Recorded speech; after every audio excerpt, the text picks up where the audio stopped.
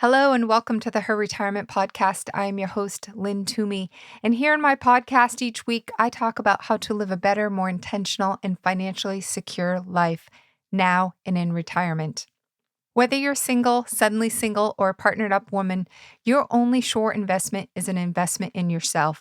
And financial wellness, also known as financial security, isn't just a dream, it's a decision. And when you decide to make a commitment to yourself and change your financial destiny, our fresh, modern platform will help you know more and have more now and in retirement. Welcome to Her Retirement. Welcome to my Know More, Have More financial wellness platform. And welcome to my podcast. Are you ready to get her done? Let's do this.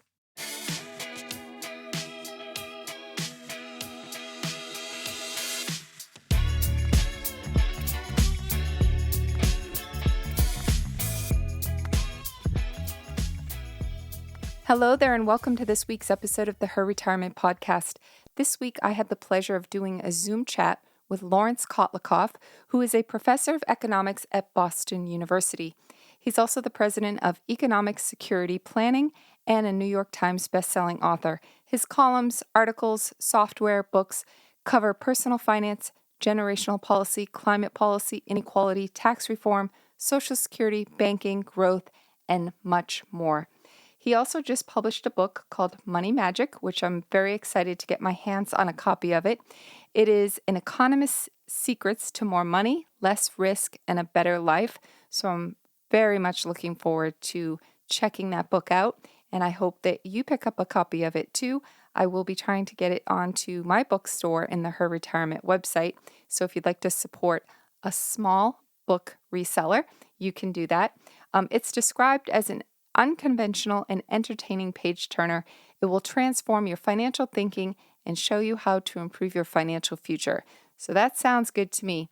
So in our chat, Larry and I, with him being an economist, talked about the current state of our economy. We talked about inflation, the stock market, bull markets, bear markets. We discussed women and money and retirement. And very surprisingly, we talked about Social Security, but what Larry brought up was how the Social Security system and some of its rules are very sexist to women and how it really needs to change. I asked him for some prognosis on what he thinks will happen with inflation and when the market might rebound. So I really do hope you take some time to listen to this entire interview. It's very eye-opening. And coming from an economist perspective, I really valued some of his opinions and just outlooks on what's happening in our economy. So whether you're throwing on some headphones or you're going to watch the YouTube, please sit back, enjoy it, give me your feedback if you have any, and without further ado, here's my conversation with Larry. So my first question is, what is your prognosis of inflation? Well, I think inflation's pretty tricky to forecast because we have 7.5 million businesses who are setting their prices independently, and independently of what Jerome Powell or anybody in government says they should be doing, or they have their own mindset about what they're facing, and so. Back a year ago, the markets were projecting about a less than a 1% inflation rate. We ended up having an 8.3% inflation if you go from last April through the prior April. Like last month through the prior April, it's been 8.3% inflation over the year. Now, the markets are suggesting we'll have about a 3% or so inflation over the next 12 months. But, as I just said, the markets can be dramatically wrong. And one aspect of this is that we still have supply chain issues. We still have the war in Ukraine, which is raising energy prices and grain prices. But these are really more one-time price increases, although the situation in some, can develop and get worse, suggesting, even more supply disruption. On the other hand, other suppliers can come in. You could have Canadians lay down more, more acres of wheat, and that could change you could have Qatar expand its production of gas, which I just read about this morning. So these things need to be understood to be kind of basically one-time changes in supply that would likely be reversed as the world's economy responds. When something gets expensive, then other people come around to try and supply it. Now, on the other hand, you've got these firms like, my software company. I have this, as we were saying, personal financial planning software. So one of our tools is this maxify.com, maxify.com.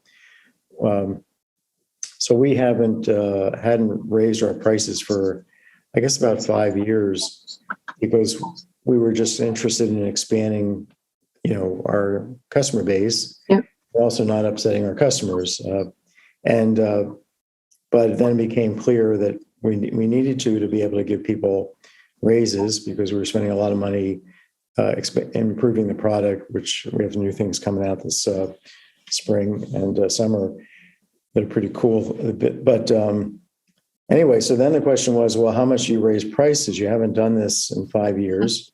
You don't want to be raising your prices every year, or even every, some people, economics would say you should be raising prices all the time, every month. But we wouldn't want to be kind of, impacting our customers that way, or getting them upset about our continuing to raise prices on them. So you have like this one-time opportunity, and then you want to leapfrog because you're not going to be raising prices again.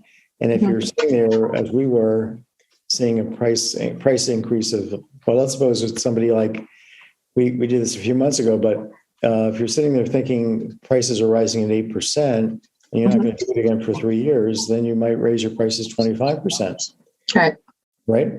And so now you have kind of this kind of artificial increase in prices that gets into everybody's psychology. And so what I'm trying to get across is the idea that since it's individual price setting that determines inflation, we could have overshooting of what the right price increases should be.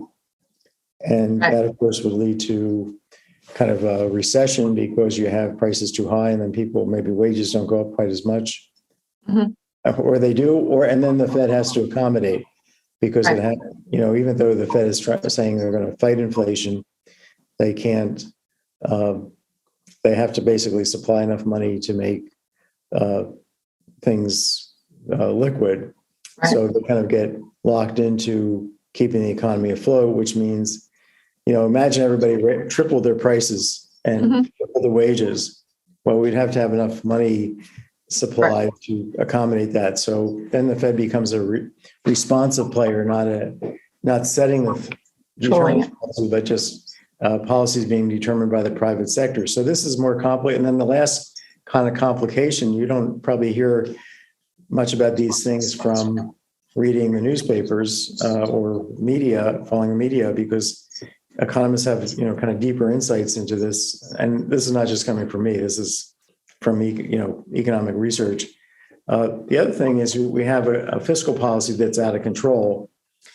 So we have a long-term liabilities, outlays that have to be made according to the Congressional Budget Office for everything under the sun: President's lunch, Air Force Ones, gas, fuel, the military, Social Security, Medicare, Medicaid. All these outlays projected in the future, they exceed the path of inflows, the receipts, in present value, when you measure this appropriately, by about 8 years of GDP. So the official debt is about 1 year of GDP, a little more than 1 year of GDP. So where do the other 7 years of GDP problem come from? It's from all the off-the-book liabilities. Like Social Security, for example, they're promising you and me benefits throughout the rest of our lives. And there's not enough young people with earning enough money, and the tax rate is not high enough to really cover our benefits. So Social Security has by itself a 2.5 year of GDP debt that's not on the books. Okay. In other words, these promises are like promises to pay off federal, pay principal plus interest on treasury bonds, but they're not on the books because they're benefit promises, not promises of principal and interest. So you can see we have reasons for the government to be printing money, to making money to make money, printing money to make money because it's not raising taxes and it's got this long-term problem. So there's that underlying force for inflation that countries can. So I'll say, stop here because I've said a few things, but enough. But I would say my main view is the market generally gets it right, and we're likely to see inflation be more like 3, 4, 5% this year rather than 8%, or between now and the end of the year, because the 8.3% number that was just reported was retrospective. But if we look prospective, we're probably down at a lower level. On the other hand, it could well be 10%. Mm-hmm. Yeah, I know when Brian and I met with you a number of years ago, you had these inflation hedge ideas, right? So how to hedge inflation, and you were a believer that sooner or later inflation was going to increase. I know in my software program we calculate inflation at 3%. So as people are projecting, and if they're doing it on their own and maybe not with an advisor, is it still okay to do a 3% inflation projection in those calculations?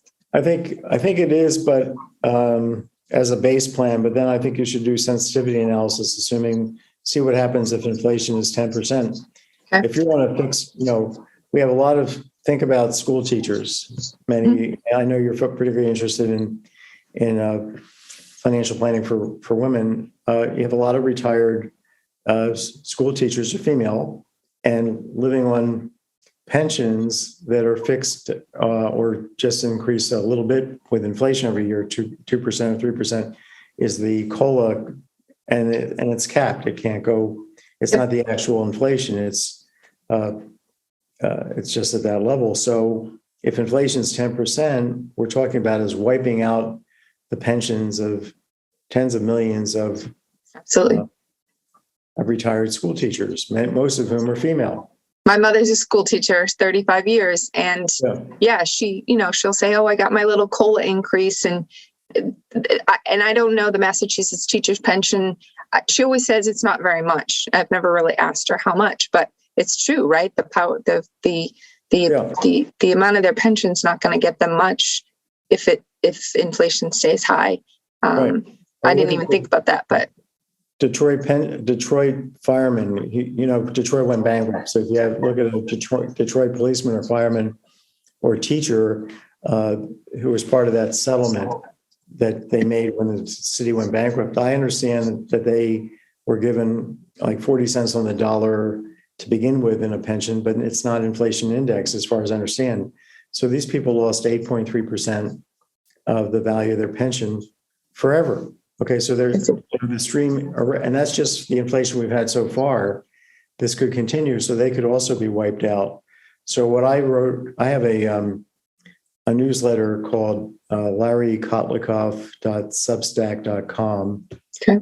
People can also sign up for it at kotlikoff.net. You can have a free subscription or a paid subscription, depending on whether you want to support this or not. But you'll see the blogs. But I wrote a piece about that also came out in the Hill about protecting the elderly from inflation, where I said, look, the government should be willing to swap future nominal amounts. Like your mom has 10 years from now, she has a benefit coming in that's been promised to her in dollars. The government should be willing to swap that for an inflation-adjusted amount so that she will get something that keeps up with. So she could swap that amount, do it like it's called a futures market. She would commit to paying the government X amount of dollars, and they would commit to paying her Y amount of dollars, but adjusted for inflation in 8 years. Okay. And that would protect her, to insulate her from inflation. Only the government can really ultimately protect us from inflation, because they're the only ones that have control of it ultimately. Right. Yes, the companies, the businesses set prices, but ultimately you can have the government, do draconian things to put the country into recession, and that will change business behavior, or just print money, and that will also change business.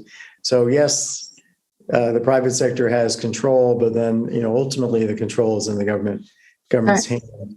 So that's just one example. Now, other things to do to protect yourself against inflation.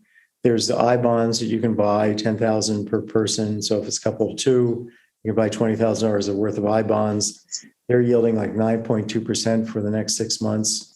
If inflation's 3%, you can be making 6.2% real over the next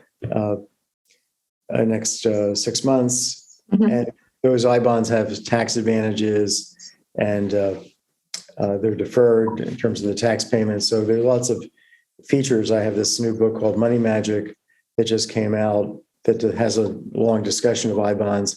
But there's also tips, Treasury inflation protected securities.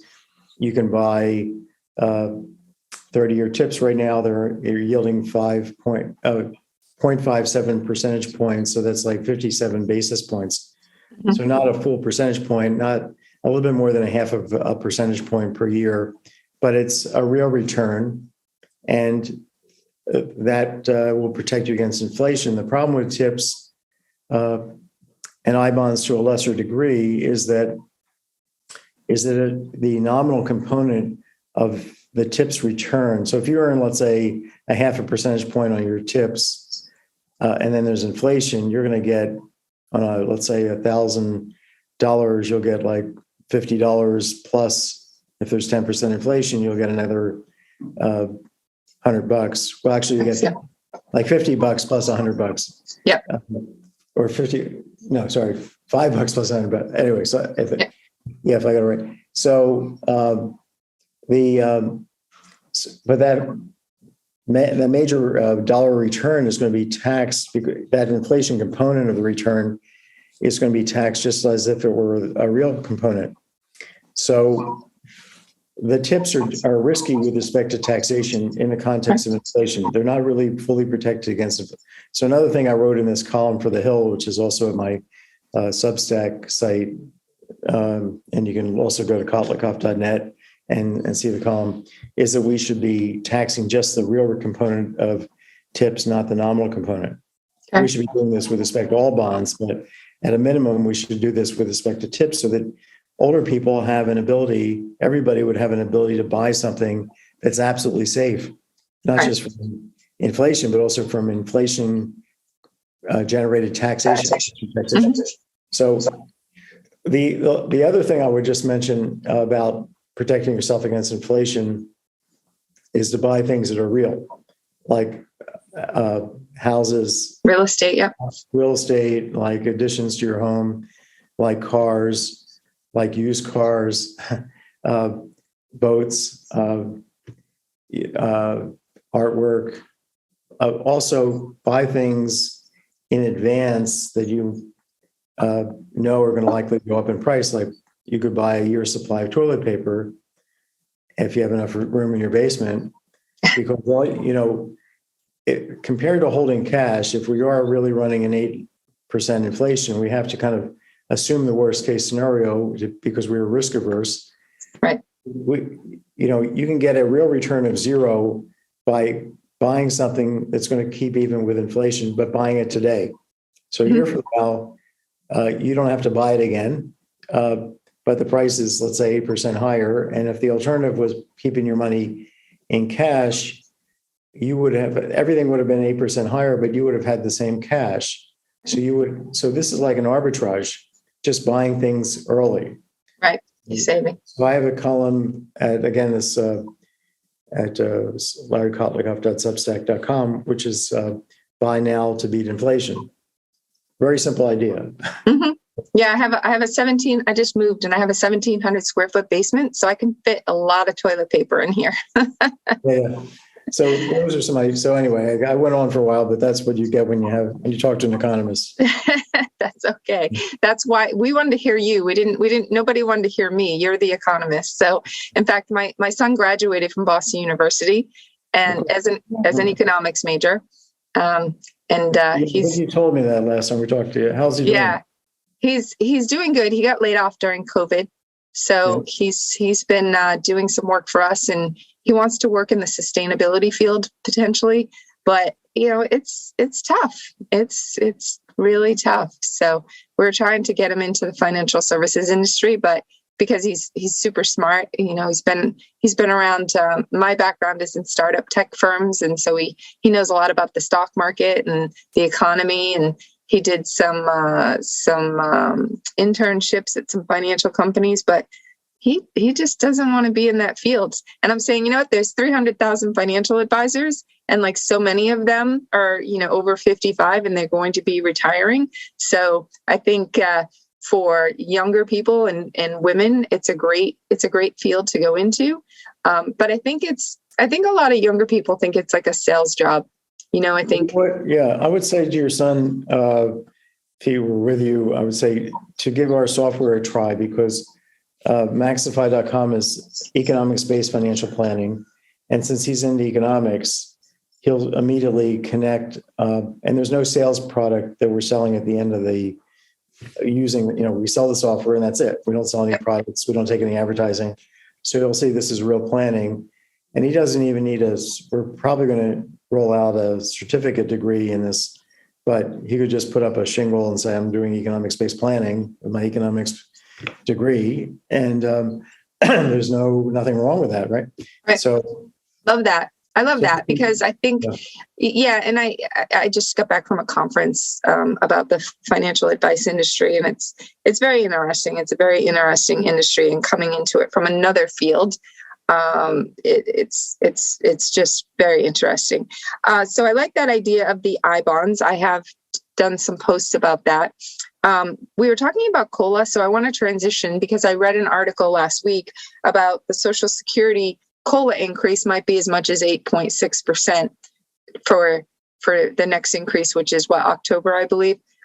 So how real is that? They announced in October. So it's the prior. So it's this past October through next October. That's what's going to determine the COLA, but you don't actually get it until January 1st. Yep. And it could, because of the way it's timed, inflation could be running at 3%, and you could be getting an 8% increase, which will feel good. On the other hand, you got less than the inflation before. So this is they're always running behind the 8 ball on this. So, Social Security is helpful that way in indexing inflation. I know your mom was a Massachusetts teacher, so she wasn't even covered by Social Security, which is terrible. So she doesn't have any inflation protected income coming in. Plus, if she did have some covered earnings, she would be hit by what's called the windfall elimination provision. Mm-hmm. Her husband had worked in the private sector, and she was receiving, let's say, a spousal benefit from him on Social Security, or God forbid he were to pass away, a widow's benefit. They'll be hit by what's called the government pension offset. So we have, our treatment of the state and local workers who are not covered by Social Security really needs to be addressed, because we're leaving people a lot of jeopardy, especially to inflation. But then the other thing that's hitting everybody who's getting in Social Security is that Social Security benefits are taxable, and the thresholds beyond which the benefits are taxed, first 50% of the benefits are taxed, and then 85%. And it's kind of gradual as your what's called modified adjusted gross income goes up. Mm-hmm. Which is going to happen when your Social Security benefits are COLA'd, right? You're going to have more income because that's counted as part of modified adjusted gross income. So these thresholds are fixed and have been since 1983. So you start going over these thresholds, and now in the limit, 85% of your benefits are subject to taxation.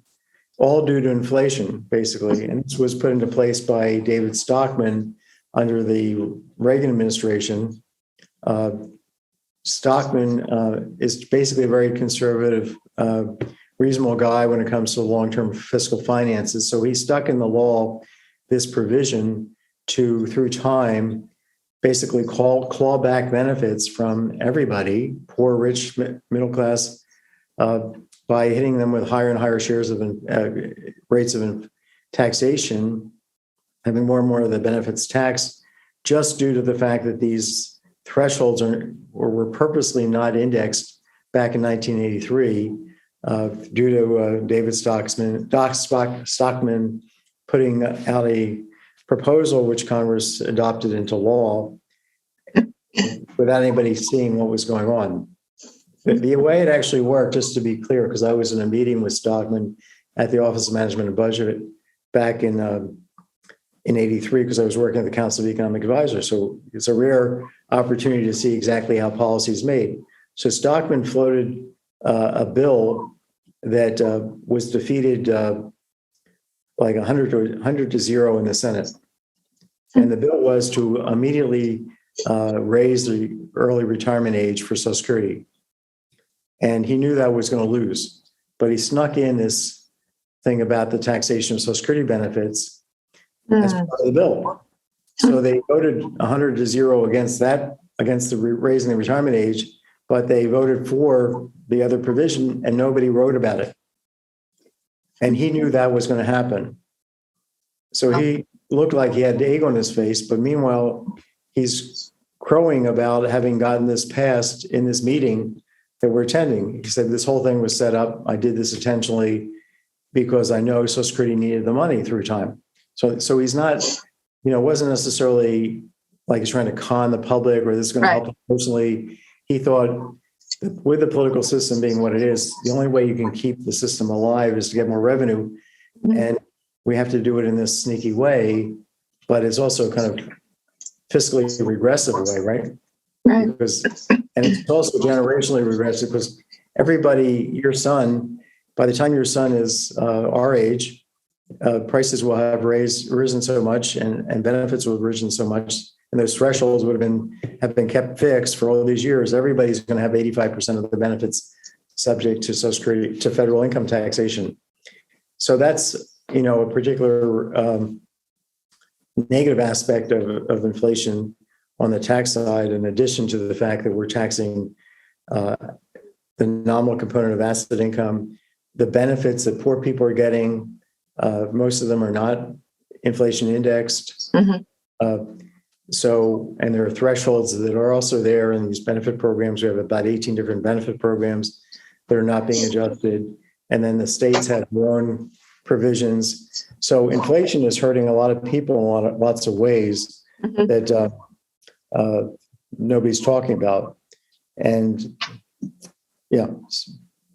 sounds, one of the questions that we get when I teach a class for women and I go over the basics of Social Security. One of the questions is, I think it's projected by 2035, it will be paying 70% of benefits if nothing changes. So like inflation, what's your prognosis for that? Or there's options, right? They raise the full retirement age. They completely redo the system. Like, what are your thoughts on that?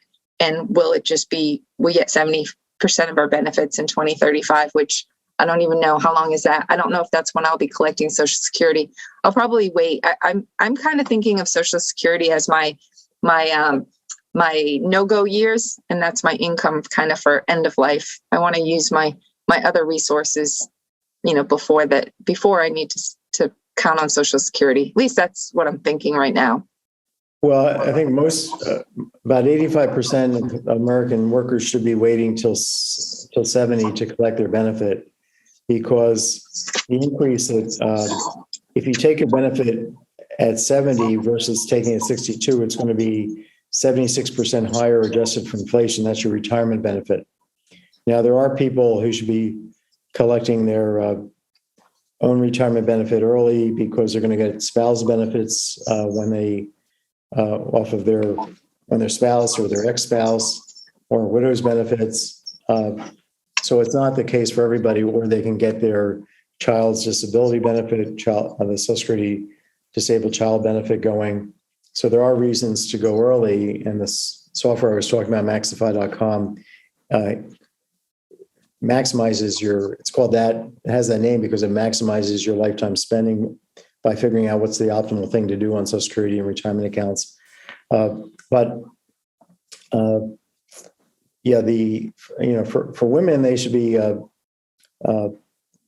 everybody should be optimizing, but for women who are lower earners because they were, let's say, taking care of the kids or because of discrimination in the market, they've earned less money.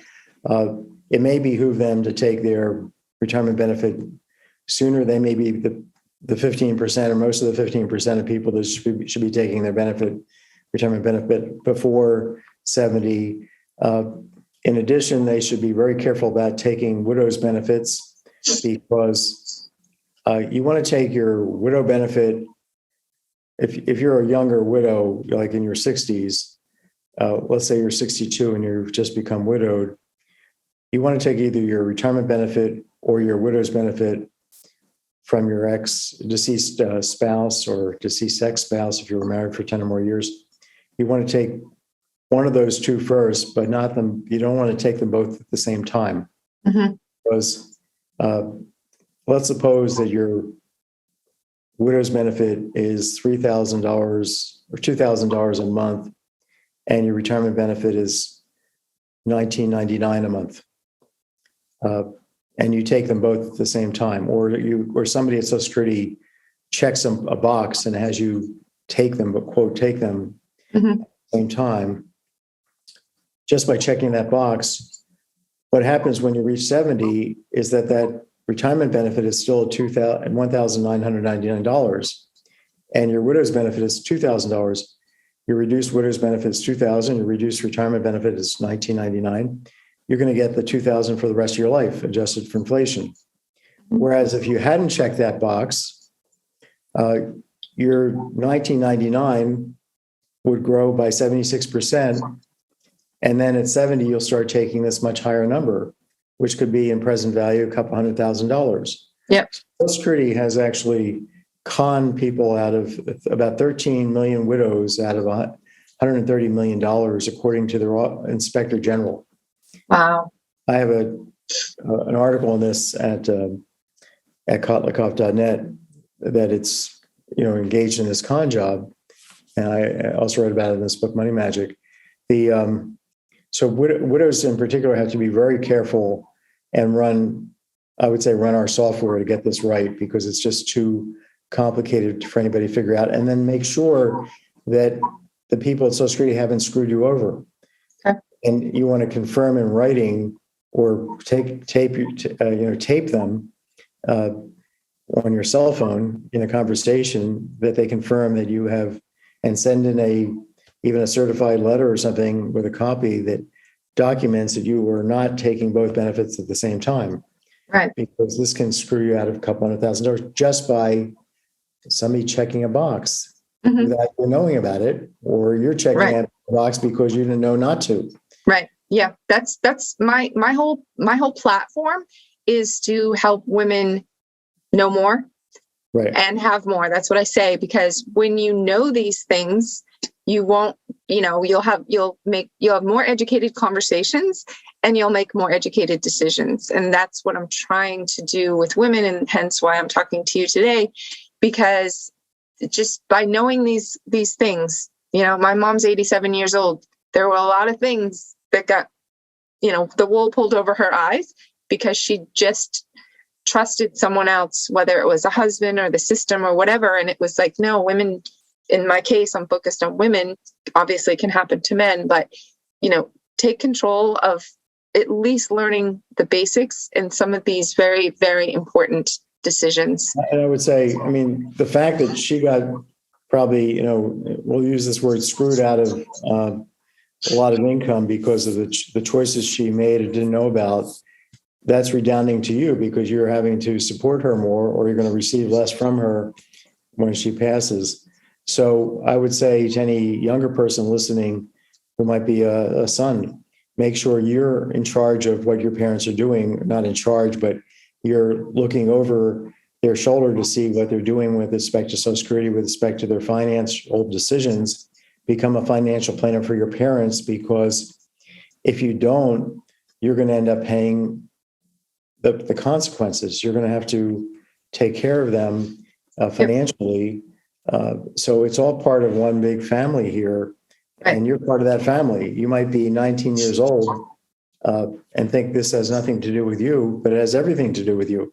Right. If they screw up and then they have to go into a nursing home, and now you're 40 and a third of your salary is going to, and trust me, I've been in this boat myself. So right. Yeah. I wish I knew when I was younger to take better care for what my parents were doing with Social Security and other decisions. Mm-hmm. Yeah. Well, you mentioned taxes. So I don't think we talked too much about taxes in the past. We talked about Social Security and inflation, but taxes is another area where if you are younger and you're helping your parents, I talked to my dad. Finally, none of my siblings wanted to talk to him because they didn't want Dad to feel like we have a hand in his pocket before he passes on, and likely he'll pass before us. But I said, Dad, do you have a trust? Do you have a lot of real estate? Like there can be some mistakes that why waste money when you could pass on more? And are you in touch with those strategies? Are you I was trying to soft shoe around it, knowing how he is, and not getting cut out of the will in the process. But no, he said, tell him to give me a call, because it might be easier for him to talk to a third party. But there are things like, suppose he lives in like the state of Rhode Island. Mm-hmm. I teach at Boston University, but economics, but we moved to Providence. So when we moved here, I realized once we moved that they have a pretty hefty estate tax. Mm-hmm. So the federal estate tax is very high. So if I were to pass away, or my wife, our kids would not be hit with that estate tax, the federal one, but the state, the Rhode Island estate tax begins at about $1 million, and it's pretty hefty. So I have friends who are very rich who live in Massachusetts, but they basically live in Florida as well, and they spend half the year plus one day in Florida so they can avoid, and they have to document it. So you have people that are basically multimillionaires who are documenting every day in their diary exactly where they were, and coming up with receipts to prove to future authorities that they actually were not in Massachusetts that extra day. Yeah. And how long do they have to do that? Is there like a look back period like there is with like getting money out of your name? Do you have to live in Florida a certain time before you can escape? Because my dad's in Massachusetts and he lives in Florida half the year, but I don't know if it's a true half in a day. I think it's just in the year that you pass away that you have to shown, probably in the prior year. I'm not quite sure that in the prior year you were. Yeah. So say it's a $2 million estate, how much are you saving? Do you know, versus Massachusetts estate tax? Any idea? I have no idea. I think it may be something like 5% above $1 million or $1 million. Yeah. Massachusetts is a little bit higher threshold, but it's a pretty hefty percentage. Yeah. If you love the state of Massachusetts, great state, but question is, you don't have to be super rich to have to pay this estate tax. Yeah. And your kids may need the money, or the charity you want to give the money to might need the money more than the state of Massachusetts. But getting back to women and Social Security, so there's the issue of the widow's benefit, which, this also pertains to men, but it's particularly important for women because they tend to be lower earners. They also have to realize that you have to be married for 10 years to collect any benefits off your ex. You can't get married before age 60 and collect benefits from your ex if he passes away. Yeah. After 60, you're good. I actually learned that the other day. It's like so for women that want to get married, wait until after 60. That's the message, right? Yeah, it's actually, I think it's now if I recall right, it's the divorce spouse benefit you can collect if you get married after 60. Yeah. But the divorce widow's benefit, you can collect no matter when you get remarried, from what I recall. But all these provisions about these issues that are connected to remarriage and when you do, how long you were married before you got divorced, these were all put into place by white men back in the 50s and 60s and 70s. These are incredibly sexist provisions. Why should you have to be married for 10 years? It's to keep the wife from running off on a nasty husband, is my view. And why should you be married? Why should you have to wait? Should you have to wait till 60 to remarry and still collect on your record as an ex-spouse, so that she will not be able to remarry because she'll lose her looks? Is probably the implicit notion here. There's probably I think I did a column about 20 different sexist provisions in Social Security. That's at Kotlikoff.net that are particularly, targeted towards women, although they're ostensibly sex blind, sex neutral. So I wonder if there's any women, women in politics that are looking at this, trying to change some of these. I know in my mother's case, she wasn't married. It wasn't 10 years back when she was able to collect, when this all happened for her. In her case, I think it was 15 years, the provision was, and then it changed. So she's not able to collect on my father's Social Security, even though they were married, I think 11 years, because it changed. She's not. We should talk about that off the record. Okay, we will. Yeah, it might be that her Social Security widow's benefit got wiped out because of this GPO provision. Maybe. That's probably what's going on, that her state pension is so high. But over time, she should keep looking, because her state pension is not going up as much as the putative widow's benefit. So she might get to a point where she could start to collect. That's another case where people don't realize that Social Security is fully indexed to inflation, whereas if your pension, let's say, is fixed, then the differential could, at some point, the loss of your pension benefit could be I think it's like 2/3 of your pension benefit is used up. If your Social Security benefit, that your widow's benefit would be less than 2/3 of your pension benefit, you don't get any Social Security benefit. But if your Social Security benefit, if you were to lose more than 2/3 of your pension benefit, you would get something, the difference. Yeah. So she might have something to be able to collect even now. Yes. So are there any movements underfoot to change some of these sexist guidelines, rules, provisions? Unfortunately, there's not, the president could make a great speech and say, here's the 20 things that need to be fixed to protect women. Here's the 20 sexist things. And also state and local workers, here's their problem. And I've got Mitch McConnell here with me on TV to talk to you about this. This is a bill we're pushing together.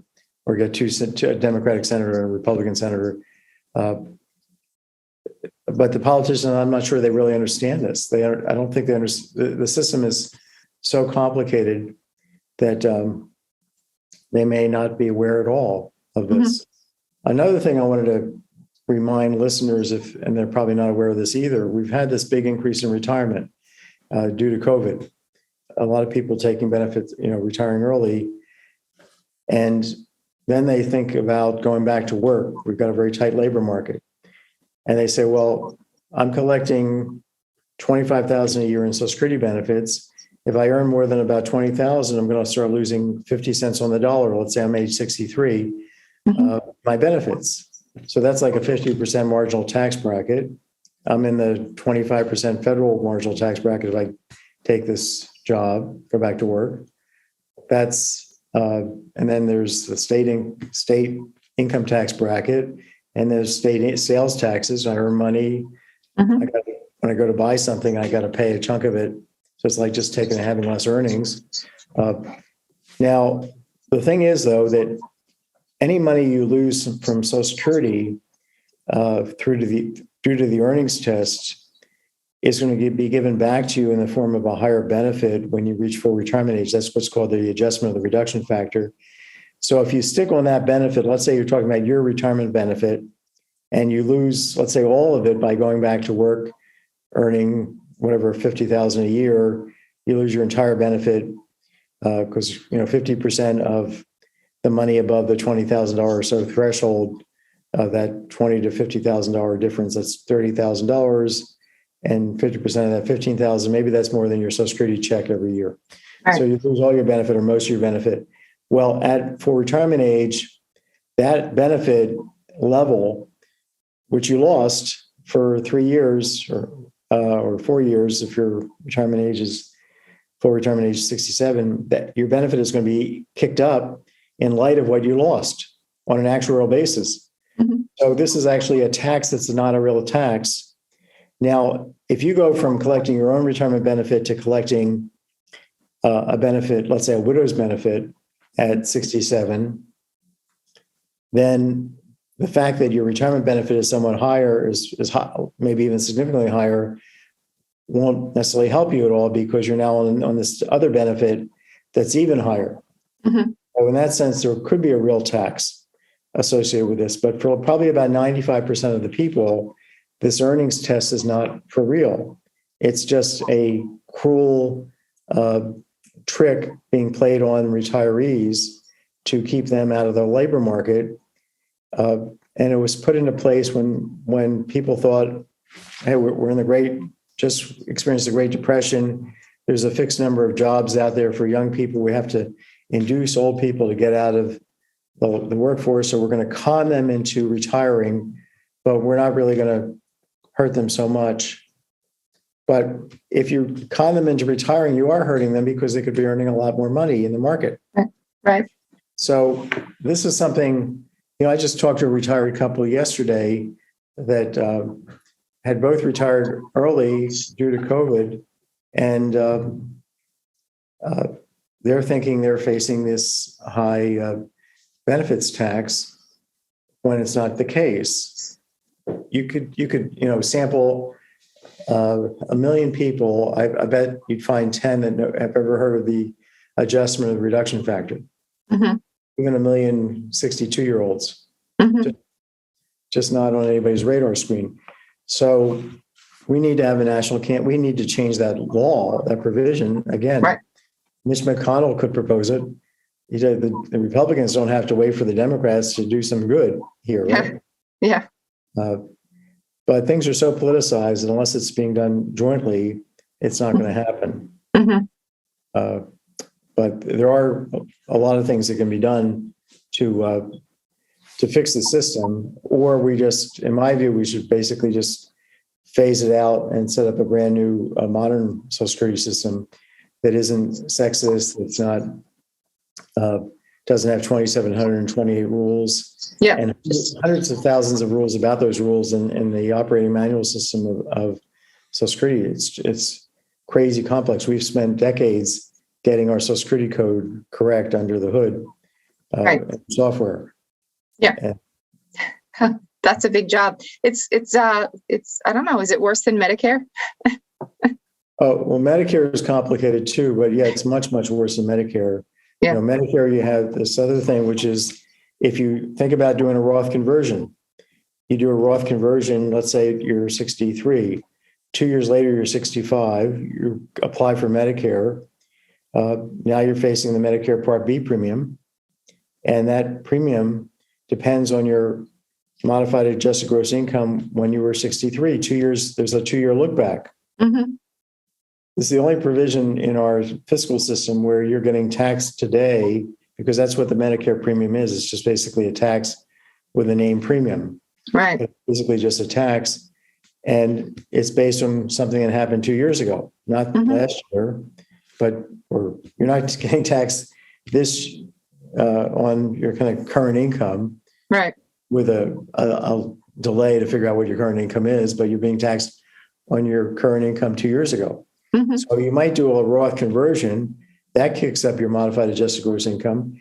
But if you're taking Social Security early, let's say you're 63, you do a Roth conversion at 63, but you're also taking Social Security at 63.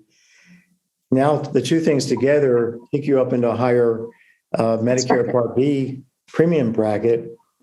And the way that works is you could earn an extra dollar and end up paying an extra like $800 a year in premium, because it's not a standard kind of a formula. It's a discontinuous, it's a jump type of a tax formula. So it's usually, you go beyond the threshold, you earn an extra dollar, you lose 50 cents on it or 20 cents on it. You don't lose $800 on it. Right. You don't have like an 800% tax, which is what we're talking about here. So there's so many things that one can't figure out on their own. That's why we created the software. And that's why your son's going to be really excited by using it. We solved a good problem here. We found a career for my son. He does a part-time sound recording. He's a recording engineer, and he writes music and all that kind of stuff, or he puts music together, I guess I should say. He doesn't really write music, but he does all these podcasts. So he's going to hear this. He's going to get this when he puts this together. I the software, okay? Maybe we'll get I will. I have two other questions for you, so we can wrap things up. And I appreciate you taking all this time and for my delinquency and getting this started this morning. Sure. What do you think about creating a guaranteed income stream for women? So, I've seen my mom have some peace of mind, even though her pension isn't worth as much as it was because of inflation, but she's had some great peace of mind. She retired at 62. She actually retired from teaching early because her husband said everything would be fine. But her ex-husband, I should say, but she gets that paycheck every month. And so when I'm talking to women, I like the idea of a guaranteed income stream and maybe taking some of those retirement savings out of the market and quote, purchasing a guaranteed income stream, like an annuity, that type of thing. What are your thoughts on that? Well, I think annuities that are inflation protected are great, but unfortunately, the pensions, the annuities you can buy in the market these days are not inflation protected. So it's quite risky. Waiting to take Social Security is a way of buying additional inflation protected annuities from the government. And so the only issue there is the taxation of the benefits that we're talking about. I would say, another thing you could do is buy inflation index bonds, which are yielding, for a long time, they've been yielding a negative real return. Now they're yielding a positive half of 1%, slightly higher real return. So taking a portion of your assets and buying inflation indexed bonds, which are called TIPS, and also buying I bonds, which you can buy only up to $10,000, but everybody should be doing that because that's the best deal going right now. What I think is a high expected return. The Biden administration, Biden in his campaign was talking about giving an extra benefit to people who make it beyond age, I think 80 or so, a kicker to their Social Security to help them with, provide extra longevity insurance, because as long as if you keep living, you're in increasing financial risk of running out of money. So financially speaking, living longer is a terrible thing. It's like the biggest issue, one of the biggest risks you face. Dying young is a blessing, a financial blessing, as macabre as that sounds. So we all need to have a floor to our living standard. If we're going to put stuff in the stock market it should be money that we don't need to live off of. It should just be, this is what I call upside investing. Our software is about to come out with this in about a few weeks. We have it all built under the hood, and we're just finishing it up. And this lets you set a floor to your living standard, the software, and then specify when you're going to start taking money. If you have any money in the market, if you haven't lost it all, when you're going to start withdrawing it, and when you're going to stop withdrawing it. And as you withdraw, you invest in tips so that now you're able to raise your floor because you have everything safe in terms of your investments. So the idea is, here's your floor, but then at some point it starts ratcheting up. And depending on how well the market's doing, you have these different trajectories, but they're all upside. Okay. So we can all make a floor to our living standard by just investing a share of our assets in these tips and the rest in let's say the stock market, the S&P. But that money should be whatever you put there, you should assume is going to go to zero. That's basically what this methodology is saying. Figure out what your absolute minimum floor is, or a reasonable floor is that you absolutely don't want to go below, and the rest is like casino money. We don't start spending money any winnings in the casino until we leave the casino, right? Right. So this gives you just an upside to going to the casino because you've left your wallet in effect back at the hotel room. You took $200 to the casino. If you lose it all, you lose it all. If you make something, you get to raise your spending when you leave the casino. It's the same idea. And the financial industry hasn't ever talked about flooring your living standard as opposed to flooring your income, bucketing your investments to floor your income, because they don't have the technology, the software to figure out your living standard, subject to your cash flow constraints to make sure you don't go into debt. So the technology exists. It's in the software, and I think it's going to make a big impact on people's ability to have peace of mind when they go to sleep at night. Okay, I've got my house. That's an annuity. You talked about how do you get a floor to your living standard. Well, it's not just, investing safely, inflation index way. And even there, again, because of taxes and then taxation of the nominal component of the return to inflation index bonds, even that's not perfectly safe, just to be clear. Come back to what we said earlier on. But if you buy a house, apart from maintenance, nobody can raise rent on you, right? Right. Not facing, so if the house prices go up or down and you're just living in that house for the next 30 years, it doesn't matter to you. Right. It's not impacting you, because what actually is happening is if the house price goes down, you lose on the asset side, but the imputed rent, the rent you're forgoing by the interest you're forgoing by sitting in that house, that also goes down. And so these things are a wash.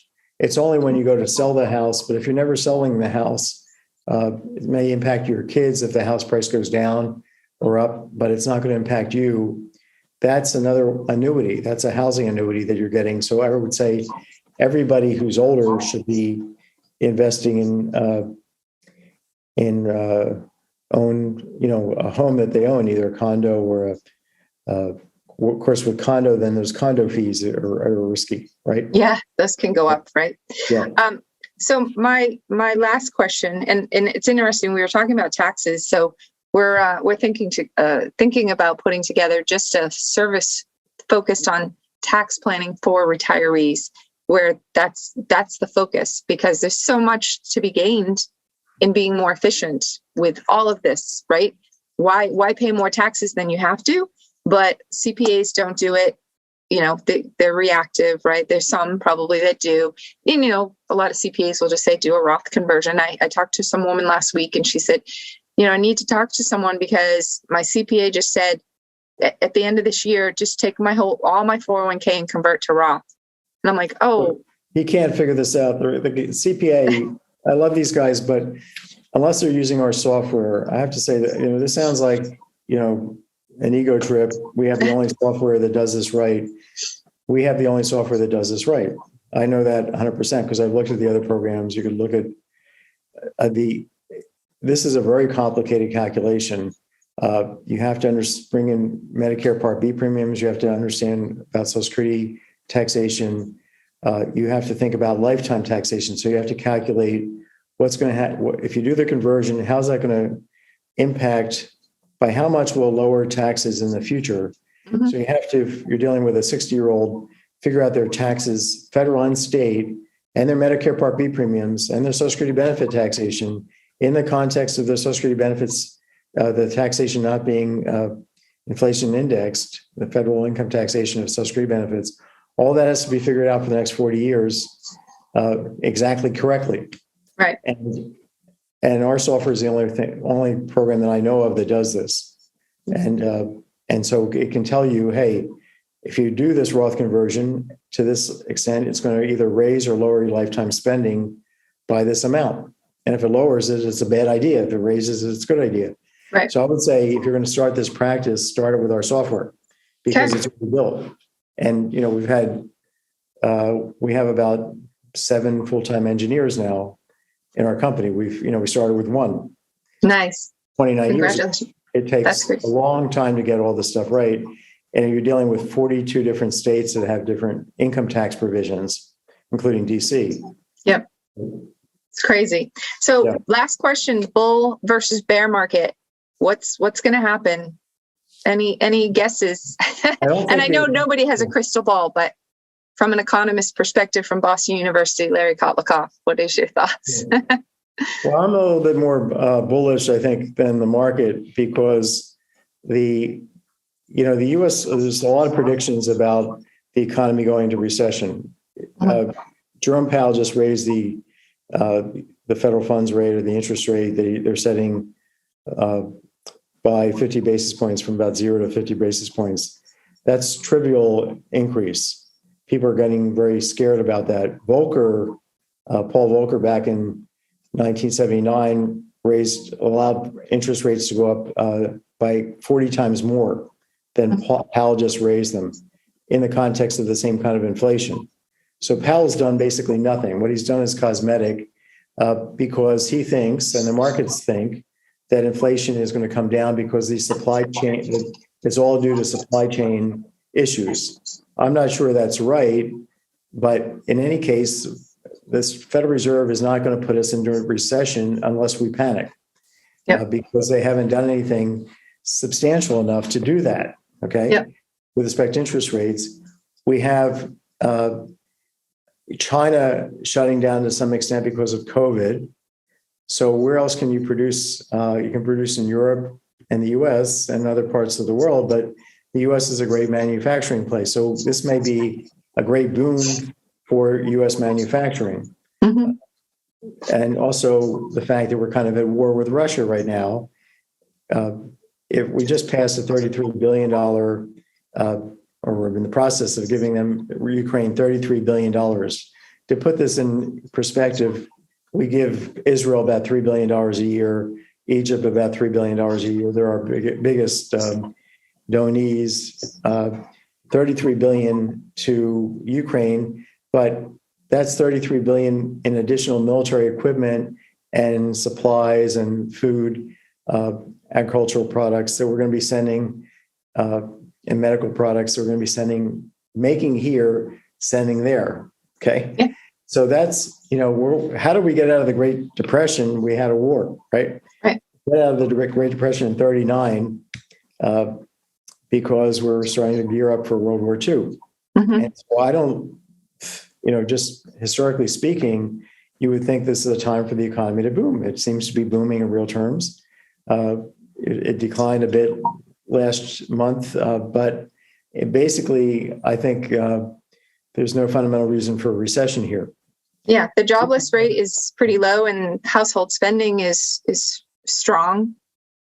Yeah, I mean, we can have a recession if enough people get scared about a recession. You'll have a self-fulfilling prophecy here. Employers will fire workers because they think other people are firing their customers, and and that will build on itself. But I think the fundamentals are such that the economy can be at full employment, grow, not be in recession, and still have inflation and survive. Right. That way. So rather than stagflation, you have what's the difference of what's the opposite of stagflation? Yeah, hyperflation or something. Yeah. And we also had the economy do very well with deflation in the 1800s. The economy grew basically, over that whole century, not all the time, but it did remarkably well, had a higher growth rate than we've experienced in the last 50 years, with deflation most of the time. Mm-hmm. So markets can adjust to moderate inflation and moderate deflation, and we can get used to it and make adjustments and succeed. So people shouldn't panic right now and pull their money out of the market? I don't see it. I don't see this may be the time to buy. Mm-hmm. Yeah. Okay. So I know, are you still a professor at Boston University, or are you just focused on your other endeavors? I'm full-time professor of economics at Boston University and do lots of research on lots of issues. And by the way, the stock market, you're buying claims to real capital. If I buy shares of GM, I'm really getting an ownership share of their machinery, their assembly line, their inventories. So that's just like we talked about buying a house or putting an addition to your house. You've got something that's going to keep even with inflation, you think. So stocks should, theoretically speaking, they haven't historically necessarily, but theoretically speaking, they should do well during periods of inflation because they're claimed to something real. Right. And just like if you buy the toilet paper, yep. Right away, you've got something real. So the alternative is of moving out of stocks and moving into bonds. Well, interest rates are only have up to go, and that means bond prices only have down to go. Yeah. Then holding cash is a sure loser because you're the real purchasing power of it. So I don't think, I think there's an article in today's journal, maybe it was yesterday's, that investors realize there's no place else to go but the stock market, basically.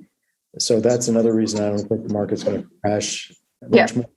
Yeah, I read an article, and there's probably several, but about buying dividend paying stocks is a good thing to do right now. Depending on the price, if they might be overvalued because of that, but they are safer, and but you're going to maybe pay a premium for that. Right. Their return's going to be lower over time, right? Because you're going to get that dividend.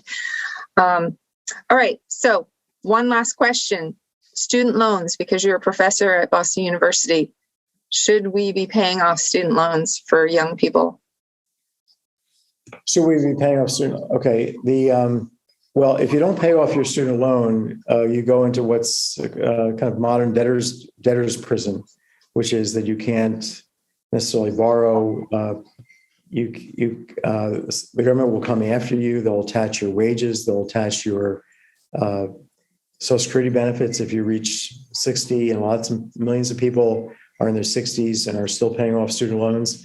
They will grab some of your Social Security benefit each month. So you can't really get out from under. You can't discharge this obligation through bankruptcy in general. There's some rare cases where you can, but generally, if you're not disabled, you're stuck with this thing. So what I say in my book, I have a chapter called Don't Borrow for College. So here you have a college professor writing a book called Money Magic. It has one of the chapters, Don't Borrow for College. There's another chapter called Marry for Money. There's my mother told me that. I didn't listen to her. One called My Daughter the Plumber, because plumbers are probably making more than doctors these days. It used to be My Son the Doctor. Yes, right. And traveling nurses, but right. They deserve everything they get. Yeah, absolutely, yeah. So, so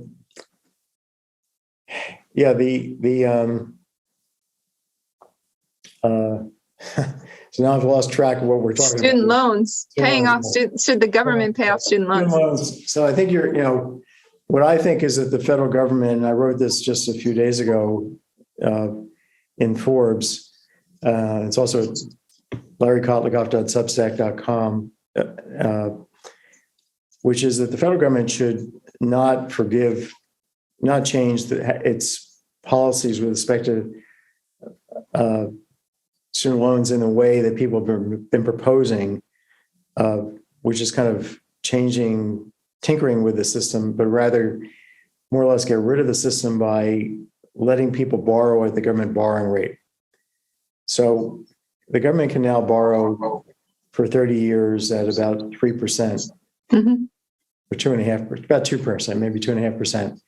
They should be lending money to students at 2.5%.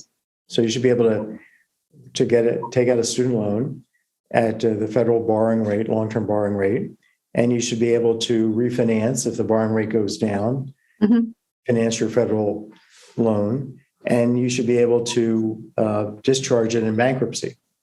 Okay. That right there would fix the student loan problem to a large extent. Because, but as it is now, the federal government is charging a much higher interest rate on student loans, but particularly they charge an even higher rate to parents for what are called parent loans. Yes, I have two kids in college right now. And you have parent loans, and you're probably paying 6%. Okay. The good thing about inflation is I wouldn't prepay those loans because inflation is eroding the real value of those loans. I wouldn't prepay my mortgage right now because in general, I talk in the book about the value of not having a mortgage, paying off your mortgage, not taking out a mortgage to begin with if you can avoid it, because you're paying a higher than market interest rate than what you can earn in the market. But inflation is eroding, letting you pay back these obligations in watered down dollars, including student loans. So credit card bills, I would definitely pay off. Student loans, I wouldn't accelerate the payments because you're basically getting a real return by not paying, by not accelerating. I mean, in other words, if inflation is 8% and your interest rate is 6%, you're paying negative 2% in real terms on your student loan. But these parent loans are just terrible because their parents are borrowing huge amounts to help their kids get through college. And then in a lot of cases, it's not clear who's having to repay. Is it the kid who gets out of college and the parent turns around and says, well, I borrowed this money for you, Joey. I didn't tell you about it because I didn't want to bother, make you upset, but you have $200,000 to repay. And I've taken care of the payments up till now, but it's now on you because I can't afford it. Or they're saying, don't worry about this, I'll pay it. But that means the kid is going to inherit less money. So it's coming out of the kid's pocket anyway. Right. Or is the parent taking a lower living standard and leaving the bequest where it would otherwise have been? All these things are discussed in the book, Money Magic. But those are the kind of situations where 18-year-olds are being confronted with things that they're not even aware of. They don't understand what they're getting into when they borrow or when their parents borrow for them. So so we should have a basic rule of don't borrow for college. And you say, well, how do you go to an expensive college and not borrow for college if you don't have the wherewithal? And the answer I talk about in the book is there's lots of online. You could take a whole curriculum. You could go to a community college and then on the side be taking courses at Stanford, MIT, Harvard, BU, online courses on the cheap, getting certificates and grades. And you could take probably 20 different quantum computing courses over 4 years and show those to IBM when you graduate, and they're going to hire you over the English major from Williams College, who's leaving Williams College with $250,000 in debt, he and his parents. So there are ways to get a superior and elite education on the cheap these days. Yes. You should use that technology. So nobody should borrow for college, but if you are going to borrow, we should have a new student loan program that doesn't make it where the government is not in the usury business, is not expropriating kids and their parents, which is now what it's doing. Yep. In general, one of the messages of the book is Uncle Sam is not your friend. Uncle Sam is into conning you.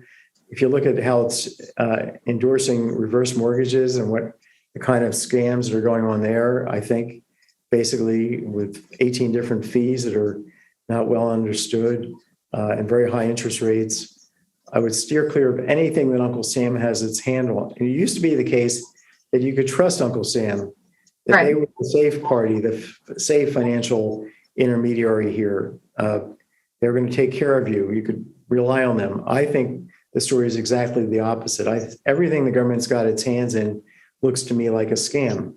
And if you want to really see that in kind of clear focus, just look at the Inspector General's report of Social Security about how Social Security, this trusted institution, has scammed 13 million people, widows, and mostly widows, but widowers as well, out of $130 million.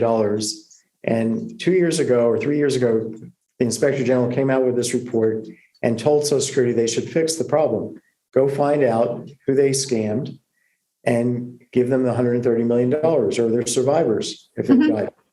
Has done nothing. Yeah. Well, it's always seemed strange to me that they don't have a branch of Social Security that actually helps people figure out how to maximize their Social Security. It's gone to private industry. And, we tell people just don't take advice from Social Security. But it's always seemed odd to me that they wouldn't have that, that the government should help us, not potentially scam us. They should license our software for the entire country, because yes. And if you sell to the government, I've heard that you can sell it for more. Well, that'd be nice, but the our software is so precise that we found that they were making a mistake, and it was a rather esoteric benefit calculation having to do with what child and care spousal benefits. About a year ago, we had a client who said, well, your software said X, but the government is doing Y. And so we got in touch with them, and they said, sure enough, we made a mistake on our code. So that's great. That's an example. That's good. I'm really proud of that. So Larry, if you could tell my audience, Larry Kotlikoff, your official title, how to get your book, your software, all of that. It's if you go to kotlikoff.net, okay. The book is, whatever, advertised there. The software is referenced there. There's it's Kotli Kotlikoff. Koff. Yes. So you can, get the software, can sign up for my newsletter, see where you can get the book. It's at Amazon, Money Magic, and also read columns I write about. They're also all posted there, in addition to on Substack now, and then there's research papers on different topics that I write. So, okay. So finally, this podcast will be posted there? Yeah. Oh, great. Awesome. What's one thing that a woman can do to improve her retirement outcome? Run Maxify.com. Okay. That's a great way to end. Maxify.com. Maxify. Maxifi.